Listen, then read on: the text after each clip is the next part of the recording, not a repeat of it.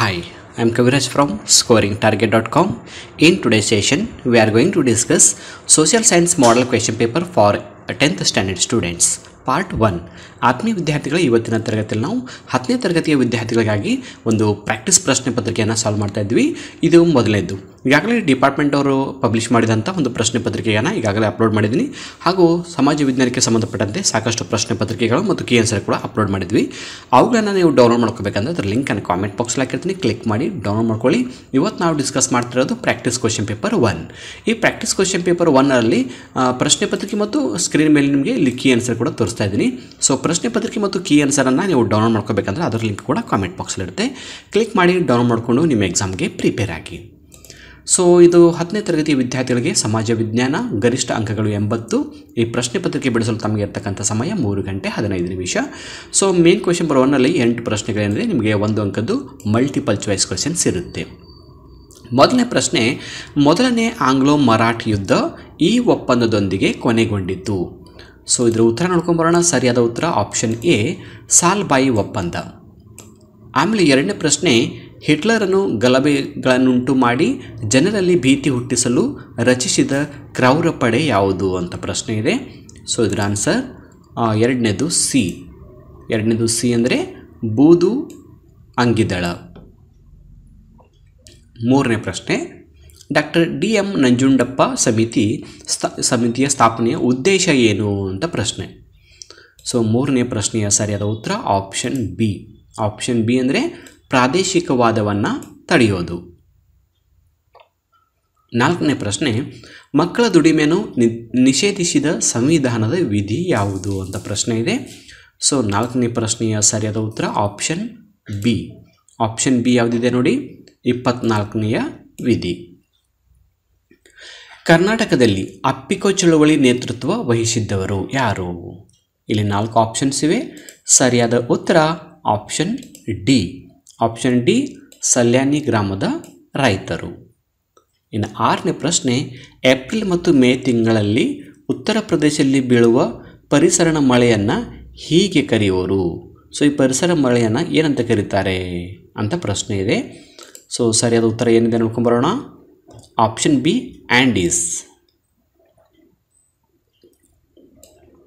Okay, 7ನೇ ಪ್ರಶ್ನೆ, ಭಾರತದ ಹಸಿರು ಕ್ರಾಂತಿಯ ಪಿತಾಮಹ ಯಾರು? ಸೊ 7ನೇ ಪ್ರಶ್ನೆಯ ಸರಿಯಾದ ಉತ್ತರ ಆಪ್ಷನ್ ಸಿ, ಎಂ.ಎಸ್. ಸ್ವಾಮಿನಾಥನ್. 8ನೇ ಪ್ರಶ್ನೆ, ಗ್ರಾಹಕ ರಕ್ಷಣಾ ನ್ಯಾಯಾಲಯಕ್ಕೆ ಮನವಿ ಸಲ್ಲಿಸಲು ಕಟ್ಟಬೇಕಾದ ಶುಲ್ಕ ಅಥವಾ ನೋಂದಣಿ ಶುಲ್ಕ ಎಷ್ಟು ಅಂತ ಪ್ರಶ್ನೆ ಇದೆ. ಸರಿಯಾದ ಉತ್ತರ ಯಾವುದು ಅಂತ ಸಿ. 8ನೇ ಪ್ರಶ್ನೆಯ ಸರಿಯಾದ ಉತ್ತರ ಯಾವುದೇ ಹಣ ಪಾವತಿಸುವಂತಿಲ್ಲ. ಮೇನ್ ಕ್ವೆಶ್ಚನ್ ನಂಬರ್ 2 ಏನಿದೆ, ಈ ಕೆಳಗಿನ ಪ್ರತಿಯೊಂದು ಪ್ರಶ್ನೆಗೂ ಒಂದೊಂದು ವಾಕ್ಯದಲ್ಲಿ ಉತ್ತರಿಸಿ ಅಂತ. ಸೊ ನೇರವಾದ ಪ್ರಶ್ನೆ ಇರುತ್ತೆ, ಯಾವುದೇ ಆಪ್ಷನ್ ಇರೋದಿಲ್ಲ. 1 ಅಂಕದ 8 ಪ್ರಶ್ನೆಗಳು. ಹೋಲೋಕಾಸ್ಟ್ ಎಂದರೇನು ಅಂತ 9ನೇ ಪ್ರಶ್ನೆ. ಸೊ ಉತ್ತರ ನೋಡ್ಕೊಂಬರೋಣ. ಹಿಟ್ಲರ್ ನಡೆಸಿದ ಸಾಮೂಹಿಕ ಕಗ್ಗೊಲೆಗಳನ್ನು ಹೋಲೋಕಾಸ್ಟ್ ಎನ್ನುವರು.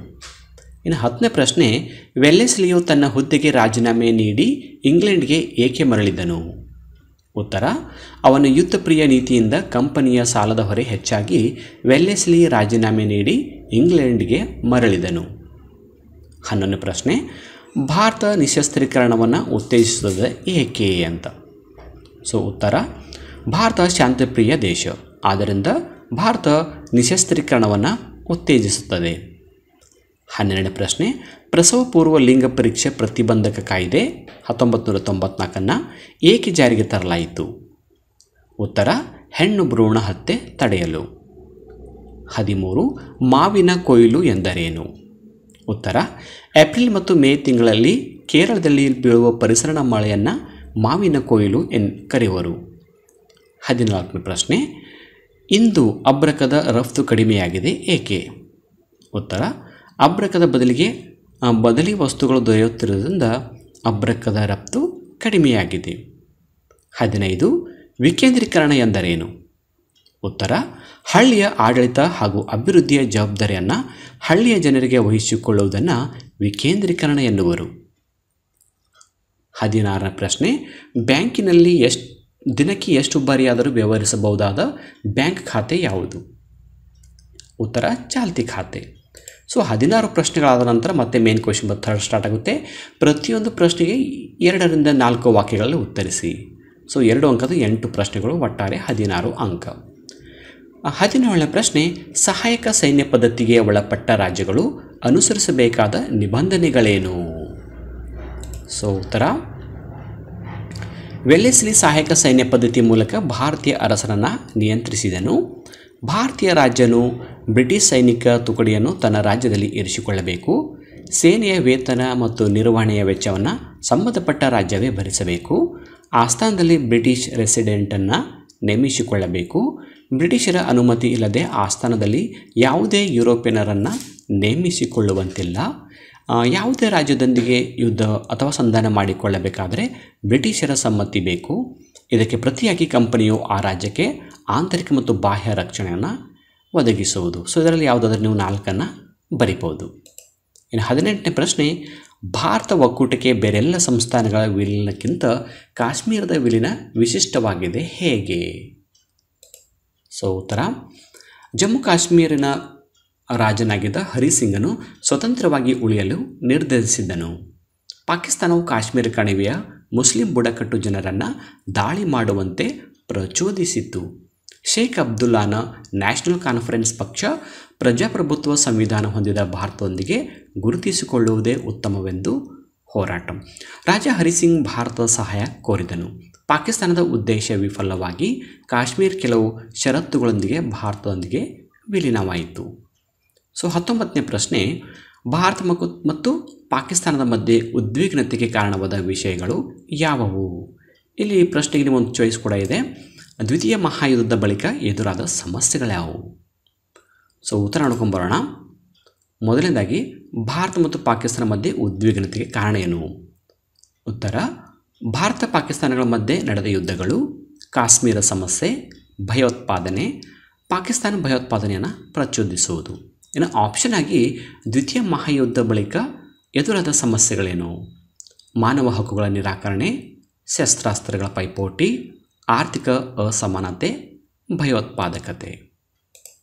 ಸೊ 20ನೇ ಪ್ರಶ್ನೆ, ಅಸಂಘಟಿತ ವಲಯದ ಕೆಲಸಗಾರರು ಎದುರಿಸುತ್ತಿರುವ ಸಮಸ್ಯೆಗಳನ್ನು ಪಟ್ಟಿ ಮಾಡಿ. ಈ ಪ್ರಶ್ನೆ ಕೂಡ ನಿಮಗೊಂದು ಆಪ್ಷನ್ ಇದೆ, ಪ್ರಮುಖ ಪರಿಸರ ಚಳುವಳಿಗಳನ್ನು ಪಟ್ಟಿ ಮಾಡಿ. ಸೊ ಉತ್ತರ ನೋಡ್ಕೊಂಬರೋಣ. ಮೊದಲು ಅಸಂಘಟಿತ ವಲಯದ ಕೆಲಸಗಾರರು ಎದುರಿಸ್ತಕ್ಕಂಥ ಸಮಸ್ಯೆಗಳೇನು ಅಂತ ನೋಡೋಣ. ಅಸಂಘಟಿತ ದುಡಿಮೆಗೆ ನಿಗದಿತ ನಿಯಮಗಳಿಲ್ಲ. ಇವರ ದುಡಿಮೆಗೆ ಕಡಿಮೆ ಕೂಲಿ ನೀಡಲಾಗುತ್ತದೆ. ಯಾವುದೇ ಉಚಿತ ವೈದ್ಯಕೀಯ ಸೌಲಭ್ಯಗಳಿಲ್ಲ. ಇವರ ಕೆಲಸಕ್ಕೆ ಭದ್ರತೆ ಇರೋದಿಲ್ಲ. ನಿಗದಿತ ವೇತನ, ನಿವೃತ್ತಿ ವೇತನ ಇರೋದಿಲ್ಲ. ಉದ್ಯೋಗಪತಿಗಳಿಂದ ಶೋಷಣೆಗೆ ಒಳಗಾಗುವರು. ಯಾವುದೇ ಭತ್ಯೆಗಳು ಇರೋದಿಲ್ಲ. ಇನ್ನು ಪ್ರಮುಖ ಪರಿಸರ ಚಳುವಳಿಗಳು ಯಾವುದು? ಚಿಪ್ಕೋ ಚಳುವಳಿ, ಅಪ್ಪಿಕೋ ಚಳುವಳಿ, ನರ್ಮದಾ ಆಂದೋಲನ, ಮೌನ ಕಣಿವೆ ಆಂದೋಲನ, ಕರ್ನಾಟಕ ಕರಾವಳಿ ತೀರದ ಪರಿಸರ ಚಳವಳಿ, ಕೈಗಾ ವಿರೋಧಿ ಚಳವಳಿ. ಸೊ ನೆಕ್ಸ್ಟ್ 20ನೇ ಪ್ರಶ್ನೆ, ಪಶ್ಚಿಮ ಘಟ್ಟ ಮತ್ತು ಪೂರ್ವ ಘಟ್ಟಗಳನ್ನು ವ್ಯತ್ಯಾಸಿಸಿ. ಅಂದರೆ 2 ಘಟ್ಟಗಳ ಮಧ್ಯೆ ಇರ್ತಕ್ಕಂಥ ವ್ಯತ್ಯಾಸಗಳನ್ನು ಪಟ್ಟಿ ಮಾಡಿ ಅಂತ. ಸೊ ಉತ್ತರ ನೋಡ್ಕೊಂಬರೋಣ. ಮೊದಲು ಪಶ್ಚಿಮ ಘಟ್ಟ ನೋಡೋಣ. ಪಶ್ಚಿಮ ಘಟ್ಟಗಳು ಹೆಚ್ಚು ಎತ್ತರವಾಗಿವೆ. ಪಶ್ಚಿಮ ಘಟ್ಟಗಳು ನಿರಂತರವಾಗಿವೆ. ನದಿಗಳು ಉಗಮವಾಗುತ್ತವೆ. ಇನ್ನು ಪೂರ್ವ ಘಟ್ಟಗಳು ಹೆಚ್ಚು ಎತ್ತರವಾಗಿಲ್ಲ. ಪೂರ್ವ ಘಟ್ಟಗಳು ನಿರಂತರವಾಗಿಲ್ಲ. ನದಿ ಕಣಿವೆಗಳಿಂದ ಪ್ರತ್ಯೇಕಿಸಲ್ಪಟ್ಟಿವೆ. 22ನೇ ಪ್ರಶ್ನೆ, ಭಾರತದಲ್ಲಿ ಹತ್ತಿ ಬೆಳೆಯಲು ಅವಶ್ಯಕ ಪೂರಕ ಅಂಶಗಳಾವು? ಉತ್ತರ, ಮುಂಗಾರು ಅಂದರೆ ಖಾರಿಫ್ ಬೆಳೆಯಾಗಿ ಬೆಳೆಯುತ್ತಾರೆ. 200ರಿಂದ 250 ಡಿಗ್ರಿ ಸೆಲ್ಸಿಯಸ್ ಉಷ್ಣಾಂಶ ಅವಶ್ಯಕ. 75ರಿಂದ 150 ಸೆಂಟಿಮೀಟರ್ ಮಳೆ ಬೇಕು. ಕಪ್ಪು ಮಣ್ಣು, ಮೆಕ್ಕಲು ಮಣ್ಣುಗಳಲ್ಲಿ ಬೆಳೆಯಬಲ್ಲವು. ತೇವಾಂಶ ಹಿಡಿದಿಟ್ಟುಕೊಳ್ಳುವ ಮಣ್ಣು ಹೆಚ್ಚು ಸೂಕ್ತ. 23ನೇ ಪ್ರಶ್ನೆ, ಪಂಚವಾರ್ಷಿಕ ಯೋಜನೆಗಳ ಉದ್ದೇಶಗಳೇನು ಅಂತ ಪ್ರಶ್ನೆ. ಉತ್ತರ, ಉತ್ಪಾದನೆಯನ್ನು ಗರಿಷ್ಠ ಮಟ್ಟಕ್ಕೆ ಹೆಚ್ಚಿಸುವುದು, ಉದ್ಯೋಗಾವಕಾಶಗಳನ್ನು ಹೆಚ್ಚಿಸುವುದು, ಆರ್ಥಿಕ ಅಸಮಾನತೆಯನ್ನು ಕಡಿಮೆ ಮಾಡುವುದು, ಆರ್ಥಿಕ ಸ್ಥಿರತೆಯನ್ನು ಕಾಯ್ದುಕೊಳ್ಳುವುದು, ಅರ್ಥವ್ಯವಸ್ಥೆಯನ್ನು ಆಧುನೀಕರಣಗೊಳಿಸುವುದು. 24ನೇ ಪ್ರಶ್ನೆ, ಬಳಕೆದಾರರ ಶೋಷಣೆಗೆ ಕಾರಣಗಳು ಯಾವುವು? ಉತ್ತರ ನೋಡ್ಕೊಂಬರೋಣ. ಮಧ್ಯವರ್ತಿಗಳ ಹಾವಳಿ, ಮಧ್ಯವರ್ತಿಗಳೇ ಬೆಲೆಯನ್ನು ನಿರ್ಧರಿಸುವುದು, ಗ್ರಾಹಕ ಮತ್ತು ಪೂರೈಕೆದಾರರ ನಡುವಿನ ಅಂತರ ಹೆಚ್ಚಾಗಿರುವುದು. ಗ್ರಾಹಕ ಪೂರೈಕೆದಾರರ ನಡುವೆ ನೇರ ವ್ಯವಹಾರವಿಲ್ಲ. ಇದಾದ ನಂತರ ಮೇನ್ ಕ್ವೆಶ್ಚನ್ ನಂಬರ್ 4 ಈ ಕೆಳಗಿನ ಪ್ರತಿಯೊಂದು ಪ್ರಶ್ನೆಗಳಿಗೆ 3 ರಿಂದ 6 ವಾಕ್ಯಗಳಿಗೆ ಉತ್ತರಿಸಿ ಅಂತ. ಸೊ 3 ಅಂಕದ 9 ಪ್ರಶ್ನೆಗಳಿವೆ. ಒಟ್ಟಾರೆ 27 ಅಂಕವನ್ನು ನಾವು ಈ ಸೆಕ್ಷನ್ದಿಂದ ಪಡ್ಕೋತೀವಿ. ಸೊ ಈ ಎಲ್ಲ ಪ್ರಶ್ನೆಗಳು ಮತ್ತು ಉತ್ತರಗಳನ್ನ ನೀವು ಡೌನ್ಲೋಡ್ ಮಾಡ್ಕೋಬೇಕಂದ್ರೆ ಅದರ ಲಿಂಕ್ ಕಾಮೆಂಟ್ ಬಾಕ್ಸಲ್ಲಿರುತ್ತೆ, ಕ್ಲಿಕ್ ಮಾಡಿ ಡೌನ್ಲೋಡ್ ಮಾಡ್ಕೊಳ್ಳಿ. ಪ್ರಶ್ನೆ ಪತ್ರಿಕೆ ಮತ್ತು ಕೀ ಆನ್ಸರ್ ಡೌನ್ಲೋಡ್ ಮಾಡಿಕೊಂಡ್ರೆ ನಿಮ್ಮ ಎಕ್ಸಾಮ್ಗೆ ಪ್ರಿಪೇರ್ ಆಗೋಕ್ಕೆ ಹೆಲ್ಪ್ ಆಗುತ್ತೆ ಅಂತ ಹೇಳ್ತಾ ಇವತ್ತಿನ ಕ್ಲಾಸನ್ನು ಇಲ್ಲಿಗೆ ಮುಗಿಸ್ತಾ ಇದ್ದೀನಿ. So thank you all for watching the video. If you like the video, subscribe to our channel to get more videos. Thank you all.